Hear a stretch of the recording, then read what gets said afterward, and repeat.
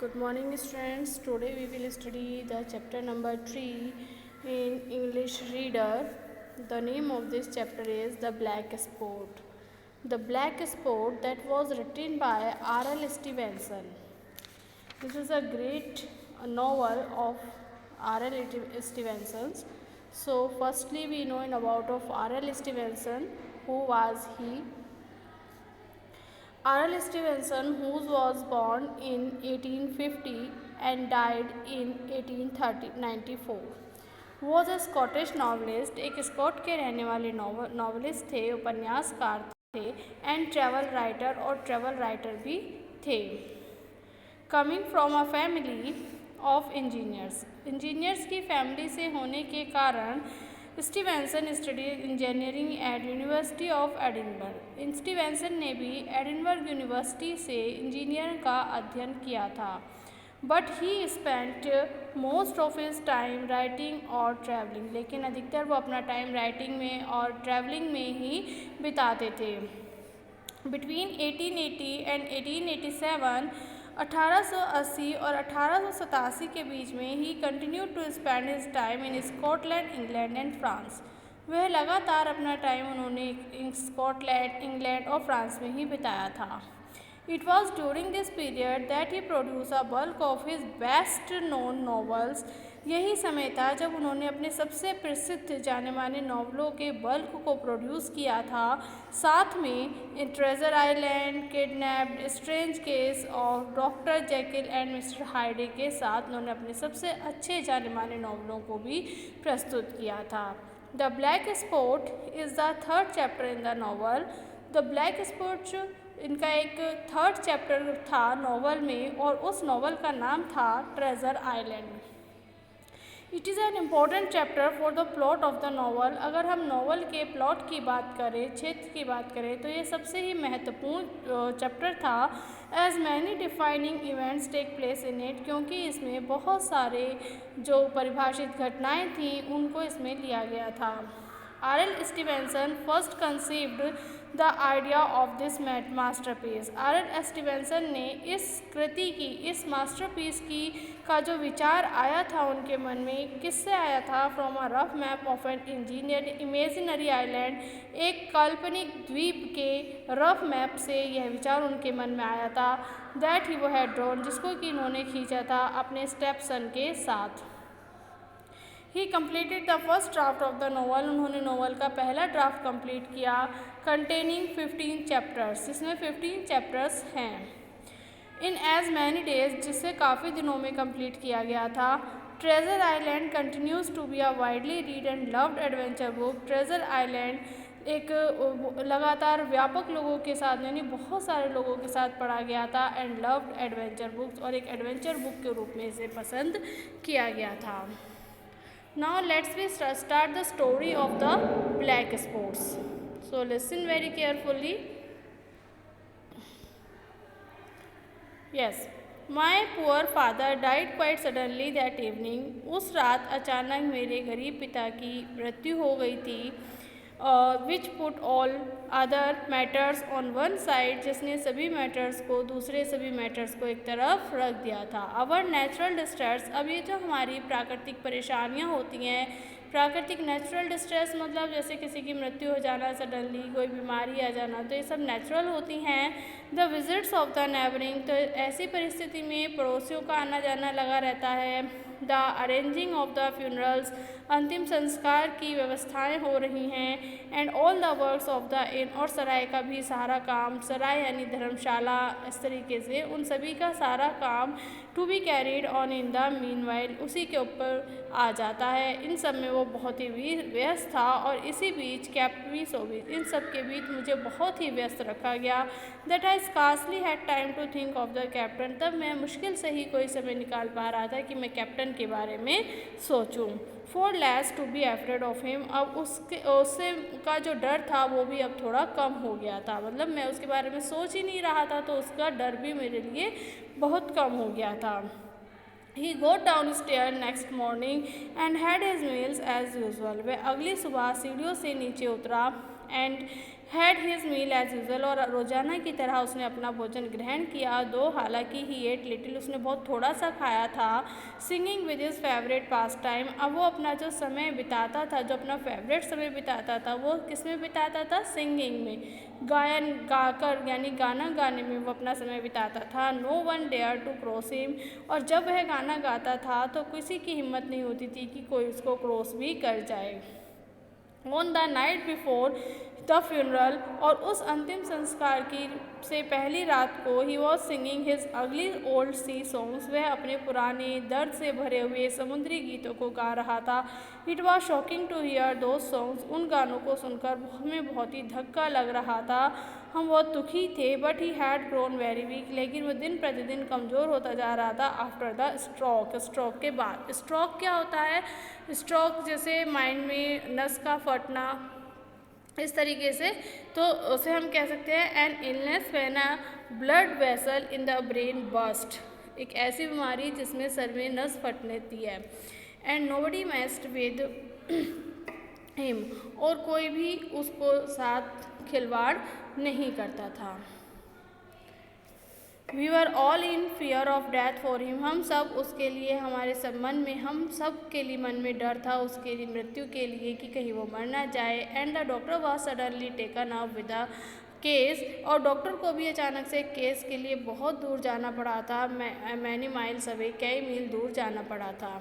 The captain continue to grow weaker, captain लगातार कमज़ोर होता जा रहा था। He clambered up and down stairs, वह मुश्किल से ही सीढ़ियों पर ऊपर और नीचे चढ़ पाता था। Walk to the parlour and back again, parlour तक जाता था और वापस आ जाता था। And sometimes put his nose out of the doors to smell the sea, और कभी कभी वो क्या करता था? अपने दरवाजे से अपनी नाक को बाहर करता था और जो समुद्र है उसको सूंघने की कोशिश करता था। कहते हैं ना समुद्र के पानी की स्मेल आती है।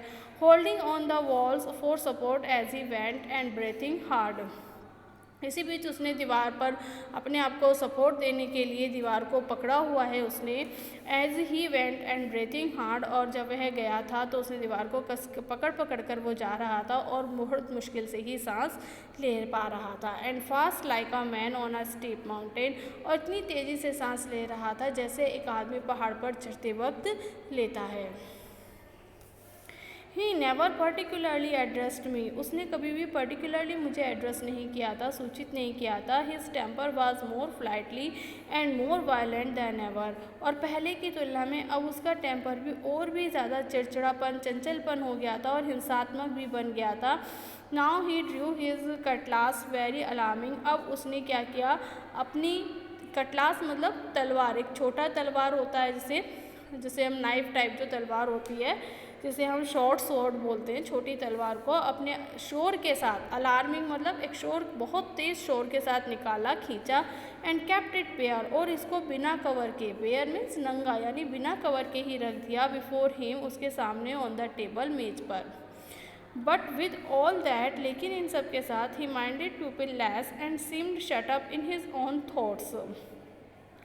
ही माइंडेड पीपल लेस, अब इसके क्या होता है? बट विद ऑल दैट, उन सब के साथ साथ, लेकिन उस सब के साथ, he minded people less and seemed shut up in his own thought, लोग कम सोचने लगते हैं और बिल्कुल चुप हो जाते हैं, अपने खुद के विचारों में ही चुप हो जाते हैं। रादर वांडरिंग, और अपेक्षा कर इधर उधर घूमने के बजाय वही चुपचाप शांति से बैठ जाते हैं। वंस फॉर इंस्टेंस, एक बार, फॉर इंस्टेंस मतलब एग्जाम्पल के लिए, टू अवर एक्सट्रीम वंडर, हमारे अद्भुत आश्चर्य के लिए, he piped up to a different air, उसने अलग अलग हवाओं में, पाइप्ड अप मतलब यहाँ पे पाइप्ड अप का मीनिंग है गाना गाने से, अलग अलग हवाओं को संबोधित करते हुए गाना गा रहा था। Kind of country love song, एक प्रकार का किसी भी देश के प्रति प्रेम का गीत था वो।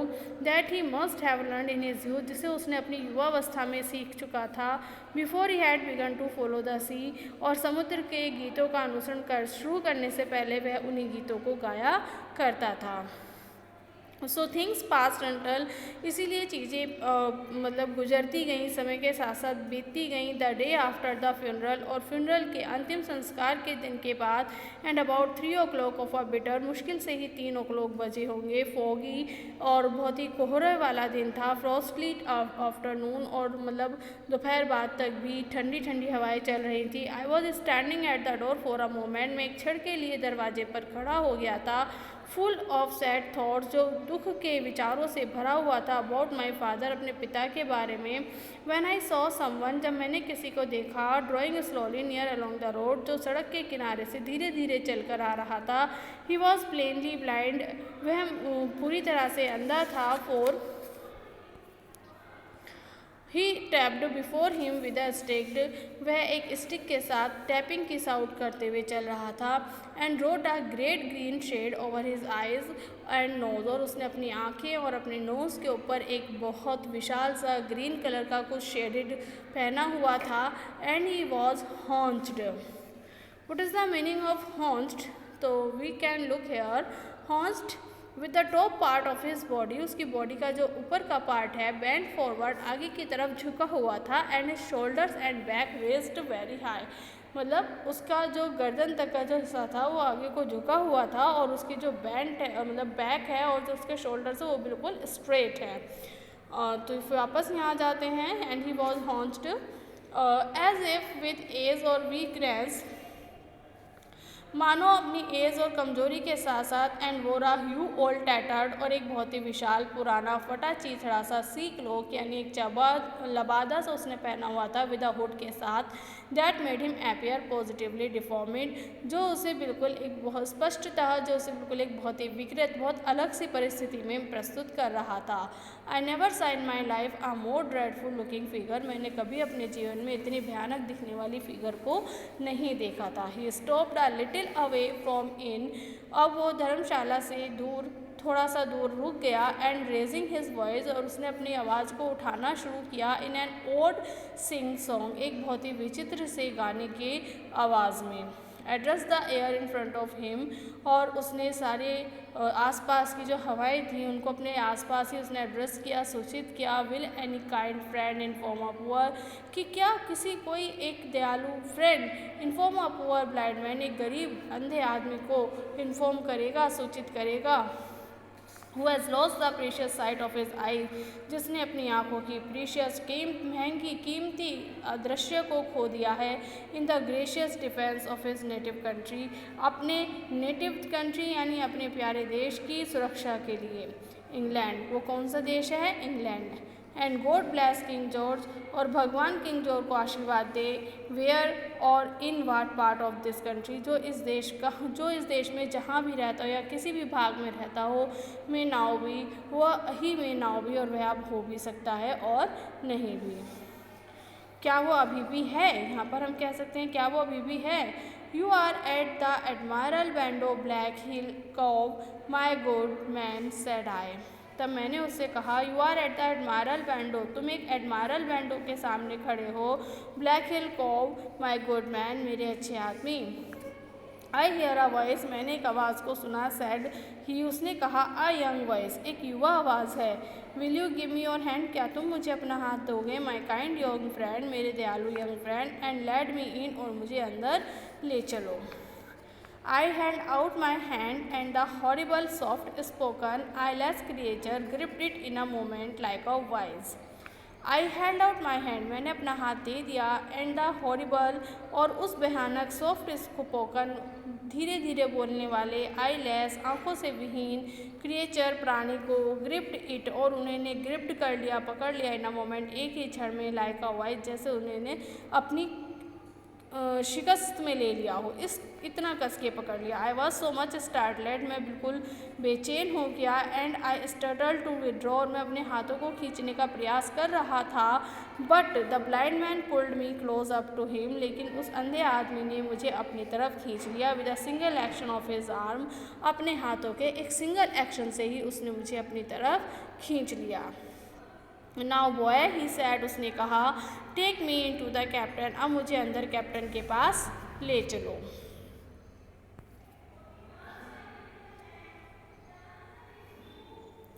सर सेड आई, मैंने कहा, upon my word I dare not, मैंने अपने शब्दों पर साहस नहीं दिखाया। ओ ही स्नेयर्ड, उसने कहा, उसने मेरा उपहास उड़ाया। दैट्स इट, ऐसा है, टेक मी इन स्ट्रेट, सीधे मुझे अंदर ले चलो, और I will break your arm, या फिर मैं तुम्हारे हाथ को तोड़ दूँ। And he gave it as he spoke a wrench and that made me cry out, और जैसा उसने कहा था, जैसा वो बोल रहा था, गिव इट, उसने ऐसा ही एक मरोड़ मेरे हाथ को दिया, that made me cry out, जिसने मुझे रोने पर मजबूर कर दिया। सर सेड आई, मैंने कहा, it's for you, it is for your self, I mean, यह सिर्फ तुम्हारे लिए है, आई मीन, मेरे कहने का मतलब है, the captain is not, captain नहीं है, what he use to do, वह अक्सर ऐसा ही कहता था, he sits with a drawn cutlass, वह एक खिंची हुई नंगी तलवार के पास बैठता है, अनदर जेंटलमैन, दूसरे सज्जन आदमी ने कहा। कम नाउ मार्च, आओ चलो चलते हैं। ही इंटरप्टेड, उसको बीच में रोकते ही उस अंधे आदमी ने कहा, and I never heard a voice so cruel, और मैंने कभी भी इतनी कठोर आवाज़ को नहीं सुना था, एंड कोल्ड एंड अगली एज दैट ब्लाइंड मैन, इतनी ठंडी और इतनी बदसूरत आवाज़ को मैंने कभी नहीं सुना था जैसे उस बूढ़े अंधे आदमी ने कहा था। It cowed me more than the pain, और उसने मुझे डर के तुलना में, मुझे दर्द देने के बजाय उसने मुझे डराया ज़्यादा था। And I began to obey him at once, और मैं तुरंत उसका ओबे करना शुरू कर दिया, उसके आदर को मानना शुरू कर दिया, उसके ऑर्डर को। Walking straight in at the door, और मैं सीधे दरवाजे की तरफ गया, एंड टुवार्ड्स द पार्लर की तरफ दरवाजे के पास गया, where our sick old captain was sitting, जहाँ पर हमारे बूढ़े कैप्टन्स बैठे हुए थे। The blind man clung close to me, blind, उस अंधे आदमी ने मुझे अपने मतलब मेरे करीब आया, मुझसे चिपक गया, holding me in one iron और फिस्ट, और एक आयरन फिस्ट पर में उसने मुझे जकड़ लिया था, एक मतलब एक लोहे की जैसे उसने जो मेरा हाथ पकड़ा हुआ था, ऐसा लग रहा था लोहे की किसी हथकड़ी से उसने मेरा हाथ जब्त कर लिया हो। And leaning almost more of his weight on me, और उसने अधिकतर अपने शरीर का सारा वेट मुझ पर डाल दिया था, देन आई कुड कैरी, जितना मैं ले सकता था।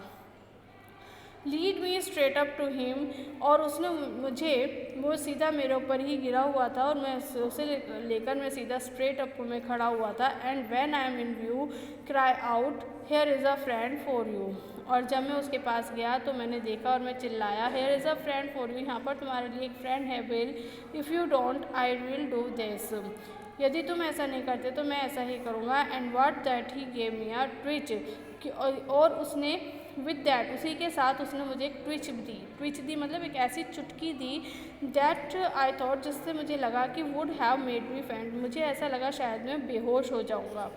बिटवीन दिस एंड दैट, इसके और उसके बीच में, I was so utterly terrified to the blind beggar, मैं उस अंधे भिखारी आदमी से इतना ज़्यादा डर गया था, that I forgot my terror of the captain, कि मैं अपने कैप्टन के डर को ही भूल गया। And as I open the parlour door, और जैसे ही मैंने पार्लर का दरवाज़ा खोला, cried out the words he had ordered in a trembling voice, और तो आदेश के साथ, he had ordered in a trembling voice, तो उसने कपकपाती हुई आदेश में मुझे, कपकपाती हुई आवाज़ में आदेश दिया।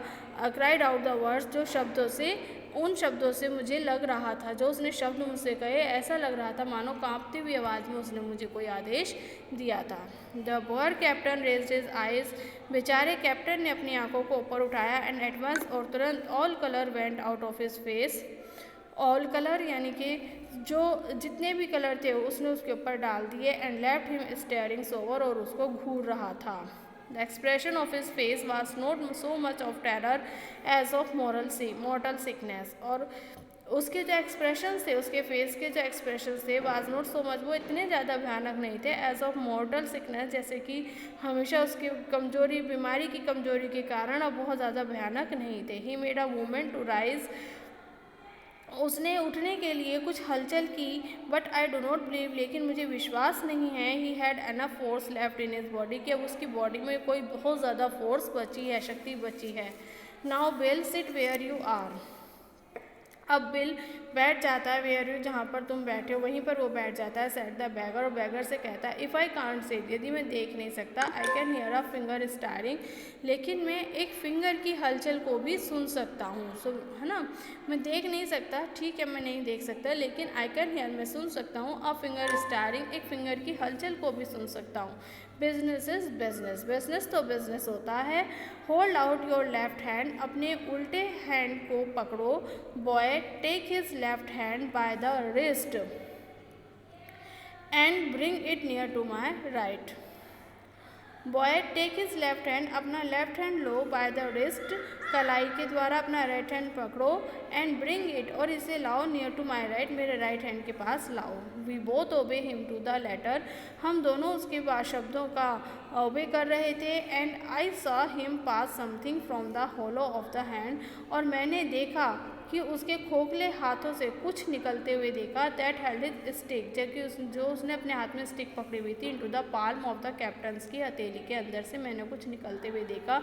विच क्लोज अपॉन इट इंस्टेंटली, जो एकदम से तुरंत ही बंद हो गया। And now that's done said the blind man, अब हो गया, ब्लाइंड मैन ने कहा। And at the words he suddenly left hold of me, और अपने इन्हीं शब्दों के साथ उसने तुरंत मेरा हाथ छोड़ दिया, मुझे छोड़ दिया। And with incredible accuracy and निम्बलनेस, और एक अविश्वसनीय सटीकता के साथ और सुन्नपन के साथ मेरा हाथ, मतलब मैंने जब अपना हाथ देखा, skipped out of the parlour और एंड इनटू द रोड, उसने पार्लर से बाहर निकल गया और सड़क के पास चला गया। Where as I still stood motionless, मैं अभी भी वहाँ पर एकदम मोशनलेस अवस्था में खड़ा हुआ था। I could hear his stick को tap tap tapping into the distance, और मैं एक बहुत दूरी से भी उसकी जो वो स्टिक से जा रहा था, टैप टैप करता हुआ, जो आवाज़ करता हुआ जा रहा था, उस आवाज़ को सुन सकता था। It was some time before, यह कुछ समय पहले की बात थी। आइदर आई, या तो मैं